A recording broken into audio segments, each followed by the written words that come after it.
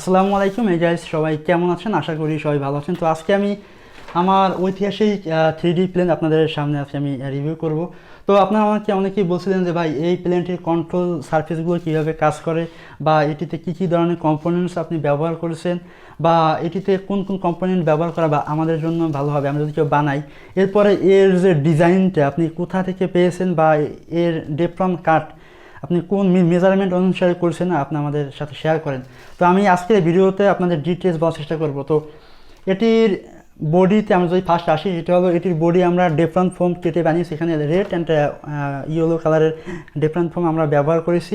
এরপরে এর ইলেকট্রনিক্স হিসেবে আমরা এখানে 1400 কিলোভোল্টের ব্রাশলেস মোটর ব্যবহার করছি, এবং এর সাথে রয়েছে আমাদের 8 ইঞ্চি প্রোপেলার।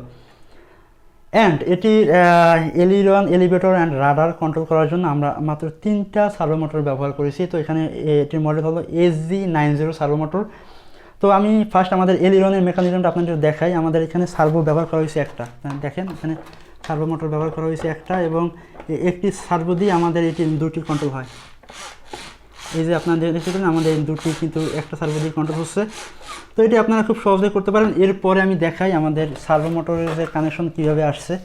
তো আমাদের সামনের এই এলিরনের সার্ভোর কানেকশন হলো এইটা, অ্যান্ড আমাদের এই যে আমাদের এটির ওয়্যার আসছে এইখান দিয়ে। আমরা আমাদের যে ইএসসি অ্যান্ড আমাদের যে রিসিভার বোর্ড আমরা সেটিকে এইখানে রাখবো। এরপরে আসি আমাদের রাডার অ্যান্ড এলিভেটরের এখানে। তো আপনারা দেখেন এইখানে আমাদের একটি হলো আমাদের রাডার, এটা হলো আমাদের এলিভেটরের সার্ভো। দেখতে পাচ্ছেন এটা হলো আমাদের এলিভেটরের সার্ভো, এবং আমরা সার্ভো এইটা হলো আমাদের রাডারের সার্ভো।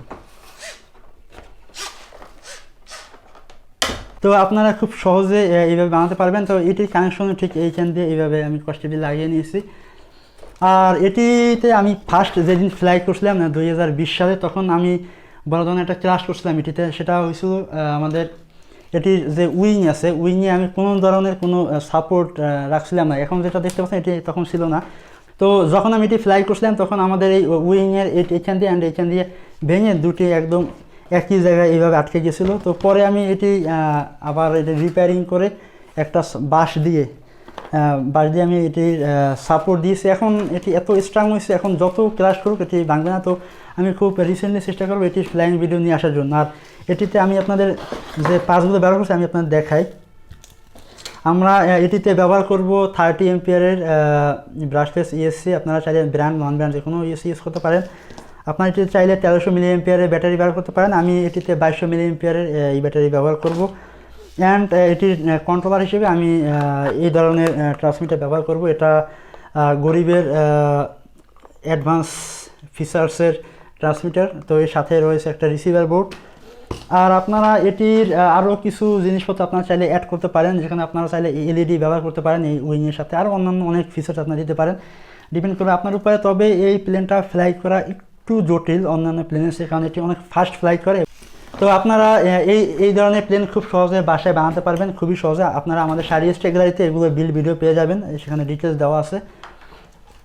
তো আই থিঙ্ক আপনারা মোটামুটি এটির একটা আইডিয়া পেয়ে গেছেন। এবং এটির ডিজাইন আমি ডেসক্রিপশন বক্সে একটা গুগল ড্রাইভের লিঙ্ক দেবো, যেখানে এটির পিডিএফ আপনারা পেয়ে যাবেন। আপনারা জাস্ট পিডিএফটিকে প্রিন্ট করে আপনারা খুব সহজে ডেপ্রনের উপরে এটিতে বানাতে পারবেন। তো এটি আমি কীভাবে বানিয়েছি এটি আমি ডিটেলস একটা ভিডিও আমার শাহরিয়ার টেকগ্যালারিতে দেওয়া আছে। তো আপনারা আশা করি সেই ভিডিওটি দেখবেন, এবং আপনাদের কোনো মতামত অবশ্যই জানাবেন। আর আজকে ভিডিওটি ভালো লাগে থাকে অবশ্যই ভিডিওটি লাইক দিবেন, কমেন্ট করে জানাবেন ভিডিওটি কেমন লাগলো। আর আপনাদের কোনো ধরনের কোনো পার্টস লাগলে আমাদের শাহরিয়ার টেকগ্যালারি ফেসবুক পেজে মেসেজ দেবেন। দ্যাটস ইট, খুদা হাফেজ।